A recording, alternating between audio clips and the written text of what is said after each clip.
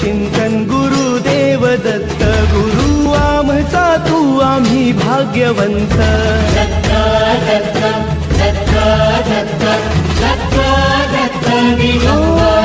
अवधूत चिंतन गुरुदेव दत्त गुरु आमचा तू आम्ही भाग्यवंत नसे जन्म मृत्यू नुरे काही खंत ना प्रारंभ मध्य नसे काही अंत